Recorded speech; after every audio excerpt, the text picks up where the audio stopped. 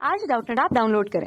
Doubtnut पर अपने सभी गणित, रसायन विज्ञान, भौतिक विज्ञान और जीव विज्ञान के डाउट्स का करो सफाया। बस प्रश्न की फोटो खींचो, एक ही प्रश्न को क्रॉप करो और तुरंत वीडियो सोल्यूशन पाओ। अभी डाउनलोड करें। तरंग सिद्धांत के आधार पर प्रकाश के परावर्तनों के नियमों को सत्यापित कीजिए। बेटा, प्रकाश का परावर्तन हमें तरंग सिद्धांत के अनुसार देखना है, तो ध्यान से देखिएगा बेटा इसका उत्तर। इसके लिए सबसे पहले हम लोग क्या कर लेते हैं, इसका डायग्राम बना लेते हैं। मान लेते हैं कि ये कोई एक परावर्तक सतह है कुछ इस तरीके से, ठीक है।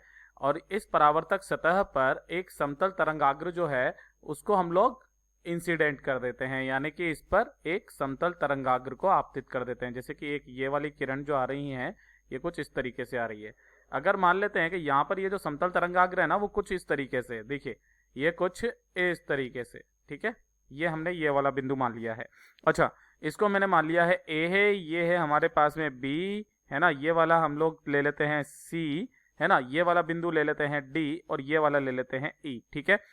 जब ये वाली यहाँ पर पहुंच जाएगी उतनी देर में यह वाली जो किरण होगी, ध्यान से देखिएगा, मैं इसको थोड़ा सा अच्छे से बना देता हूं ताकि आपको क्लियरली इस चित्र के बारे में पता चले। यहाँ से ये 90 डिग्री पर हमने इस पर ये खींच दिया, ठीक है। ये डी है हमारे पास। अब यही वाली जो किरण है जो कि कुछ इस तरीके से आ रही है, ये वाली तरंगें, ये किस तरीके से चली जाएंगी, परावर्तन होने के बाद में ये कुछ इस वाले मीडियम में कुछ ऐसे करके चली जाएंगी, ठीक है।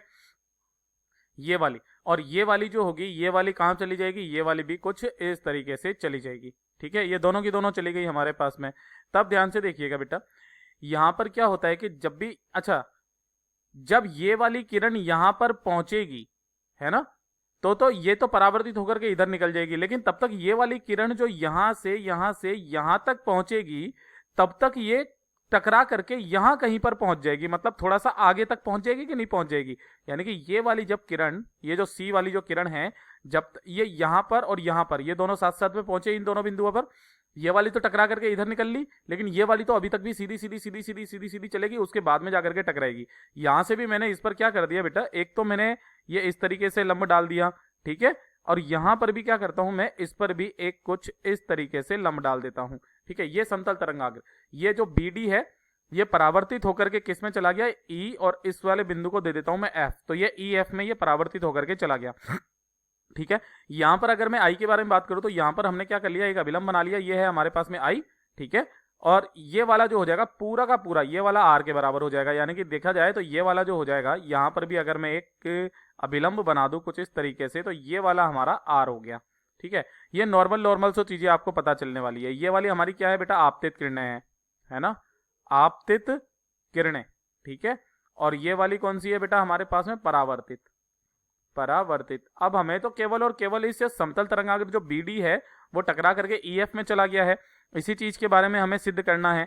तब ध्यान से देखिएगा, चित्र के अनुसार ही अगर मैं यहां पर बताऊं कि जो BE है ना, इन दोनों चित्रों में देखिए, यहां पर BE जो है वो तो कॉमन है, यानी कि BE क्या है बेटा, दोनों में है, दोनों में कॉमन है, ठीक है, कॉमन है।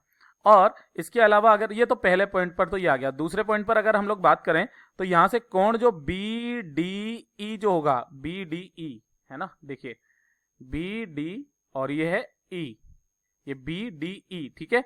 ये बराबर होगा किसके बेटा, कोण EFB के, जो कि किसके बराबर है, 90 डिग्री के। अरे भाई हमने इस पर लंब डाला ना, तो ये इस तरीके से समतल तरंगाग्र है, ठीक है। अच्छा, इसके अलावा तीसरे पॉइंट पर चलिए, तो वो है हमारे पास में DE बराबर क्या हो जाएगा, हमारे पास में BF के हो जाएगा, ठीक है। कंस्ट्रक्शन के अगर अपन देखें ज्यामिति से तो DE जो हो जाएगी, ये DE ये बराबर किसके हो जाएगा, BF के बराबर हो जाएगा, क्योंकि जब तक ये यहां से यहां तक पहुंचती है तब तक ये वाली किरण यहां से यहां तक पहुंचती है, ठीक है।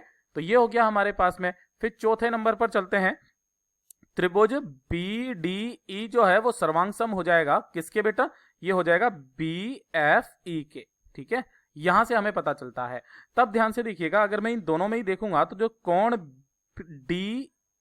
अच्छे से लिख देता हूं, कोण DBE ये बराबर हो जाएगा कोण FEB के, ठीक है।